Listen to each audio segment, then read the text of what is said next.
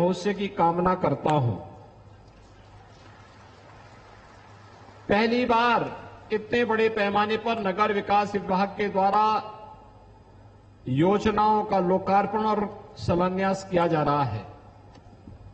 आप अनुमान करिए, आज से 7 वर्ष पहले नगर विकास का कुल बजट ही जितना था उसका 3 गुना केवल एक साथ लोकार्पित और शिलान्यास हो रहे हैं। एक नए भारत का ये नया उत्तर प्रदेश है, जो विकास भी करता है, अपने विरासत को संरक्षित भी करता है, जो युवाओं के आजीविका की व्यवस्था भी करता है, तो आम जन की आस्था को भी सम्मान देता है, जो प्रदेश में सुरक्षा का बेहतर माहौल भी देता है, तो प्रदेश को समृद्धि के नित नए सोपान की ओर अग्रसर करने के लिए भी पूरी प्रतिबद्धता के साथ कार्य करता है। इस नए भारत के, इस नए उत्तर प्रदेश की इस गति में जब प्रदेश का हर नागरिक सहभागी बनता है, तब प्रधानमंत्री मोदी जी की विकसित भारत के जो संकल्प है, उस संकल्प की प्रतिपूर्ति होती है। और सचमुच ये हर भारतवासी का संकल्प बनना चाहिए कि हमारा देश विकसित भारत बने। हम सब, क्योंकि विकसित भारत का मतलब भारत के हर नागरिक के जीवन में व्यापक परिवर्तन करना, उनके जीवन के माध्यम से लोगों को उन बुनियादी सुविधाओं को पूरा करने में योगदान देना जिसके लिए नगरीय क्षेत्र में वह जीवन यापन कर रहा है। और थोड़ा भी हम चेंज दे देते हैं, सुरक्षा देते हैं, थोड़ा सुविधाएं बढ़ा देते हैं, उनकी सुनवाई शुरू हो जाती है। कैसे इसमें परिवर्तन होता है? उत्तर प्रदेश में जब हम लोग 2017 में आए थे, कुल 24% आबादी नगरीय क्षेत्रों में निवास करती थी, और आज मुझे बताते हुए प्रसन्नता है, उत्तर प्रदेश में 30% से अधिक लोग नगरीय क्षेत्र में वर्तमान में निवास कर रहे हैं। और मेरा अनुमान है कि अगले 5 वर्ष के अंदर उत्तर प्रदेश के अंदर ये आबादी बढ़कर के लगभग 40% तक पहुंचने वाली है। 40% की इस आबादी को बुनियादी सुविधाओं से आच्छादित करना, इसके लिए 112 नए नगर निकायों का गठन हुआ है। कुछ नए नगर निकायों के गठन की कार्रवाई को हम आगे बढ़ा रहे हैं। नगर निगमों के क्षेत्रफल को बढ़ाया गया है। 3 नए नगर निगम भी बनाए गए हैं। नगर पालिका परिषद का गठन हुआ है। नए नगर पंचायतें गठित हुई हैं, उनके क्षेत्रफल को बढ़ाया गया है। स्मार्ट सिटी और अमृत मिशन के साथ साथ तमाम ऐसी स्कीम लाई गई है जो ईज ऑफ लिविंग के लक्ष्य को प्राप्त करने में जिनकी बड़ी भूमिका हो सकती है। पहले लोग केवल मनुष्य को कहते थे कि साहब बड़ा स्मार्ट बन रहा है, और अब तो प्रधानमंत्री जी ने सिटी को भी स्मार्ट बना दिया। 17 के 17 नगर निगम आज प्रदेश के अंदर स्मार्ट सिटी बन रहे हैं।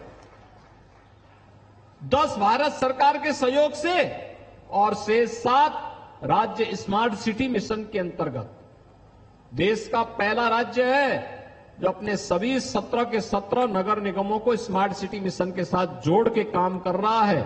और इसके लिए मैं शर्मा जी को भी, राकेश राठौर जी को भी, और इनके पूर्व के मंत्री खन्ना जी को, खन्ना जी मंत्री हैं लेकिन पहले नगर विकास मंत्री थे वो, इनको बधाई भी देता हूं कि 17 के 17 नगर निगमों में इन्होंने कार्य प्रारंभ किया। नगर विकास मंत्री बनने के बाद खन्ना जी ने सबसे पहला काम क्या किया कि शाहजहांपुर को ही नगर निगम बनाया।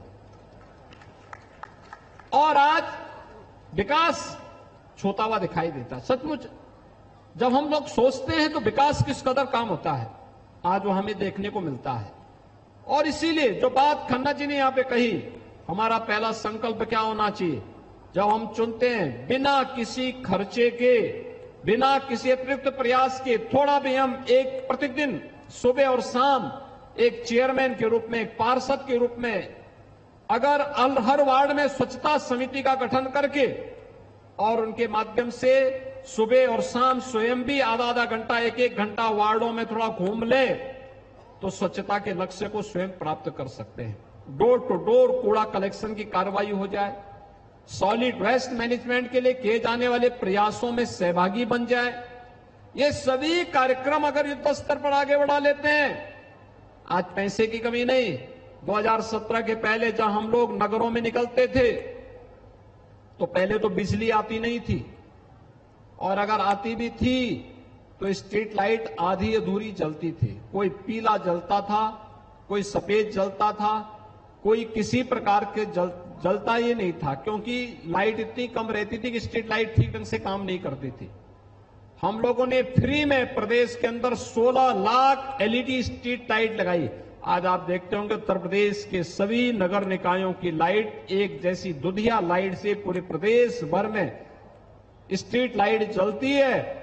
और स्ट्रीट लाइट जलती ही नहीं है, बल्कि स्ट्रीट लाइट के परिणाम स्वरूप आज क्या परिवर्तन देखने को मिला। कार्बन उत्सर्जन को भी कम किया गया, बिजली को भी खपत को कम किया गया, और साथ साथ एक जैसी स्मार्ट यानी एक जैसी स्ट्रीट लाइट होने के कारण स्मार्ट सिटी के मिशन को भी हमने पूरा करने में और प्रधानमंत्री जी के विजन के अनुरूप नेट जीरो के लक्ष्य को, यानी हम कम से कम कार्बन उत्सर्जन को करेंगे, इसके लिए भी लक्ष्य को प्राप्त करने में हमारे नगर निकाय आज योगदान दे रहे हैं।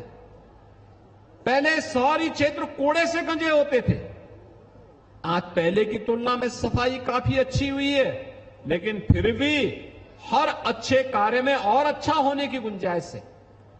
इस हमें अभी से तैयारी करनी चाहिए कि हमारी शहर में जल जमाव न हो, सड़कें अच्छी हो। प्लानिंग के तहत 5 वर्ष की कार्य योजना बना करके अगर हम करें, और साथ साथ लक्ष्य भी हमारा नगर निकाय आत्मनिर्भर बने, इसके लिए अपने नगर निकाय की इनकम को भी बढ़ाना। अगर ये सभी कार्य हम एक साथ करना प्रारंभ कर देंगे, जो पिछले 7 वर्ष में नगर विकास विभाग ने, केंद्र और राज्य दोनों सरकारों ने मिलकर के काफी बड़े लक्ष्य को प्राप्त किया। पहले कोई सोचता था शहरी क्षेत्र में गरीब को आवास मिलेगा, आज प्रदेश में 15 लाख गरीबों को 3500 करोड़ रुपए से अधिक की राशि वितरित हो चुकी है केवल नगर विकास के अंदर। और प्रदेश भर में हम लोगों ने 56 लाख गरीबों को पीएम आवास योजना में एक एक आवास उपलब्ध कराया है। 56 लाख गरीबों को, 3 करोड़ लोगों को एक एक शौचालय मिला है, 15 करोड़ लोग फ्री में राशन की सुविधा प्राप्त कर रहे हैं, लगभग 19 lakh street vendor PM Svanidhi का लाभ प्रदेश के अंदर प्राप्त किए हैं। 762 नगर निकायों में बिना भेदभाव के शासन की योजना का लाभ प्राप्त हो रहा है। और मुझे प्रसन्नता है कि प्रधानमंत्री जी की जो मंशा थी, एस्पिरेशनल विकास खंड की तर्ज पर नए और पिछड़े हुए नगर निकायों को हम एस्पिरेशनल अर्बन बॉडी के रूप में, यानी आकांक्षात्मक नगर निकाय के रूप में चिन्हित करके वहां पे सीएम अर्बन फेलो की तैनाती करें। ऐसे 100 अर्बन फेलोज को आज टैबलेट दिया गया है। टैबलेट के माध्यम से जो इंडिकेटर तय किए गए हैं, ऑनलाइन वह वहां से सारी बातों को वहां से फीड करेगा, उसकी यहां से मॉनिटरिंग होगी, फिर फिजिकल वेरिफिकेशन होगा, और फिर हम उनकी रैंकिंग तैयार करेंगे। अच्छा कार्य करने वालों को इंसेंटिव देंगे, जो नहीं कार्य कर पा रहे हैं उनको और प्रोत्साहित करने का कार्य करेंगे। 100% सिचुएशन के लक्ष्य की दिशा में आगे बढ़ने की दिशा में जो कार्य प्रारंभ हुआ है, हम सबकी जिम्मेदारी बनती है हम भी उसमें सहभागी बने। आज अमृत योजना के अंतर्गत पेयजल के लक्ष्य को भी हर घर नल की योजना के साथ जोड़ने का कार्य हो रहा है, तो साथ साथ सीवर लाइन बिछाने का काम भी हो रहा है। हमें जल के स्रोत को भी स्वच्छ और सुंदर बनाने में अपना योगदान रखना पड़ेगा। इस लक्ष्य की प्राप्ति करने के लिए डबल इंजन की सरकार प्रधानमंत्री मोदी जी के नेतृत्व में निरंतर प्रयास कर रही है। हम भी इस लक्ष्य में सहभागी बन सकें और अपने नगर निकायों को बेहतरीन बना सकें। आज हम लोगों ने प्रदेश के अंदर उत्तर प्रदेश देश का पहला राज्य है जिसने अलग अलग कैटेगरी में तमाम पुरस्कार पिछले 7 वर्ष में अर्जित किए हैं और उत्तर प्रदेश देश का पहला राज्य है जिसके 6 नगरों में मेट्रो की सेवा प्रारंभ हो चुकी है। वाराणसी में रोपवे की सुविधा प्रारंभ हो रही है और खन्ना जी भी शाहजहांपुर में एक रोपवे की सुविधा प्रारंभ करने के इच्छुक दिखाई देते हैं। यानी आप देख रहे होंगे नई नई सुविधाएं विकसित हो रही हैं और साथ साथ इलेक्ट्रिक बस सेवा कितनी सुविधाजनक होती है, कितनी डिमांड है। मैं तो देखता हूं कितना भर करके लोग जाते हैं, खड़े होकर के जाते हैं, खुश हो गए, ना कोई आवाज है, चुपचाप बस जा रही है, कोई पता ही नहीं किसी को। ये इलेक्ट्रिक बस सेवा हर नगर निकाय में देना, इस अभियान को भी आगे बढ़ाने का कार्य नगर विकास ने तेजी के साथ आगे बढ़ाने का काम किया है। इसमें मुख्यमंत्री नगर सृजन योजना, मुख्यमंत्री green road infrastructure development scheme, बंधन योजना और अन्य तमाम योजनाओं के साथ ही प्रदेश के अंदर दीनदयाल उपाध्याय राष्ट्रीय शहरी आजीविका मिशन के अंतर्गत महिला स्वयंसेवी समूह को भी प्रोत्साहित करने का कार्य प्रदेश के अंदर तमाम अन्य कार्यों के माध्यम से हुआ है। तो अयोध्या धाम में प्राण प्रतिष्ठा कार्यक्रम में नगर विकास विभाग के कार्यों को भी हर व्यक्ति ने लोहा माना है। आकांक्षी नगर योजना के साथ साथ प्रयागराज कुंभ अगले वर्ष ही होने वाला है और प्रयागराज के 2025 के महाकुंभ की तैयारी में नगर विकास विभाग ने अभी से अपना कार्य प्रारंभ कर दिया है। युद्ध स्तर पर इन कार्यों को आगे बढ़ाना है। भारत की अध्यक्षता में G20 के सफल आयोजन में नगर विकास विभाग की महत्वपूर्ण भूमिका थी। तो शक्ति रसोई योजना के माध्यम से भी ICICI फाउंडेशन के माध्यम से भी नगरीय क्षेत्रों में शक्ति रसोई के गठन की कार्रवाई और उसके माध्यम से सस्ते में लोगों को भोजन की गर्म और पका हुआ व्यंजन प्राप्त हो सके।